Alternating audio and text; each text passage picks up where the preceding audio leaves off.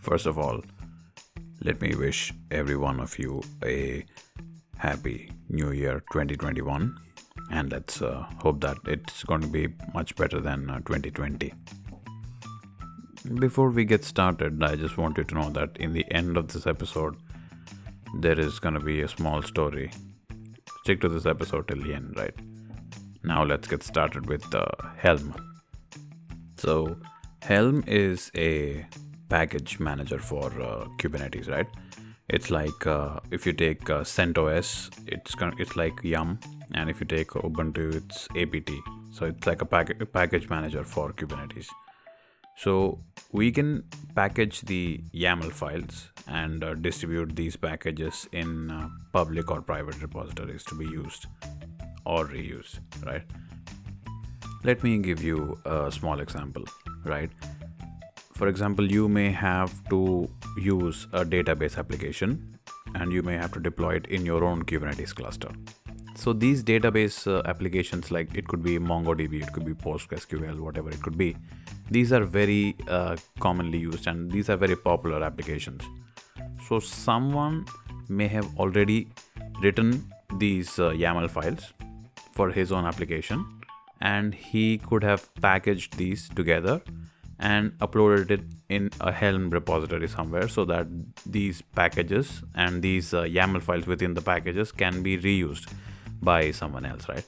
So these packages with the YAML files are called Helm Charts. So you can always download these Helm Charts and use them within your own Kubernetes cluster. So like I've said just now, so Helm Charts is a bundle or a group of YAML files.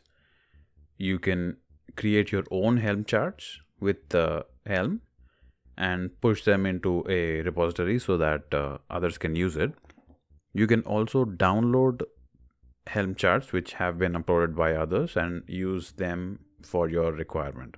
Some commonly used applications like databases or monitoring applications which have complex setup have their Helm Charts already uploaded in the repositories which can be used by you. So Helm install command is used to install the Helm Charts. You can reuse the configuration which has been tried and tested by others. In some cases, the company which made the application will have its own official Helm chart uploaded in a Helm repository so that you can use the official Helm chart for your applications. Helm search can be used to search for these Helm charts within your command line interface. So you can use Helm search with your keyword so that you can get a list of Helm charts which are available, right? You may also create private repositories which can be used to distribute these Helm charts within your organization. Another feature of Helm is that it could be used for templating. That is, it could be used as a templating engine. For example, you have an application with its own microservices where the deployment and configuration of these microservices is almost same. You may create individual YAML files for each of these microservices, but remember that all these YAML files are almost identical except for a couple of values. You can use Helm to create a template file which is like a blueprint for these microservices, and you can replace the dynamic values for each of these microservices within another YAML file which is named as values.yaml file, right?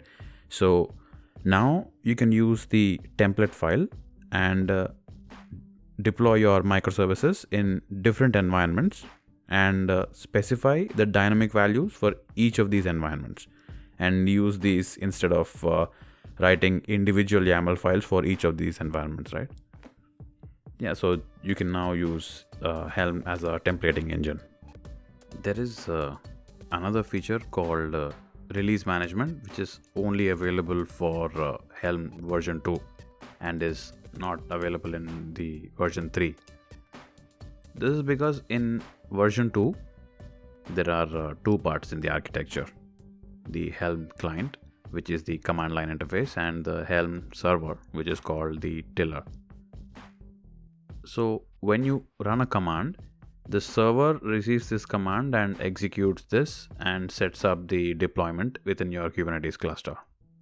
So when you create or change a configuration, the server will store a copy of each configuration for future references and creating a history of chat executions.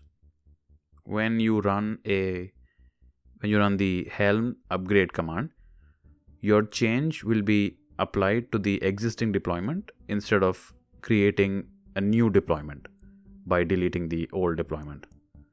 When something in your new deployment goes wrong, we can always roll back to the previous version using the Helm rollback command. So this is the main reason why we need the history of chart executions, right? Helm Tiller is a very powerful component in the sense that it does everything like create, configure, delete the deployment, and because of this it's a big security risk because it does everything, and so people could be targeting this component. So in Helm version 3, Tiller is no more and it's replaced with Helm binary, which solves the security issue, but it also removes the release management feature, right? So this is about Helm. Story time now. About me is that I wear glasses, and if a small piece of dirt or some fingerprint is there on my glasses, it freaks me out. I can't really think about anything else apart from that stain on the glass. So I used to clean my glasses all the time, right? So these things used to bother me a lot. But one day I was too focused on the thing at hand, and the glasses got a little dusty. But it didn't bother me because I was focused on the job. And so these things which are literally in front of me and are so close to my eyes didn't really bother me. So these dust or whatever, like the fingerprints on the glasses, whatever it is, they didn't bother me that much. So all I want to say is, anyone except for billionaires who got rich, focus on the important, and there'll always be things which keep bothering you. So just focus on the important things, and if you focus enough, you may stop.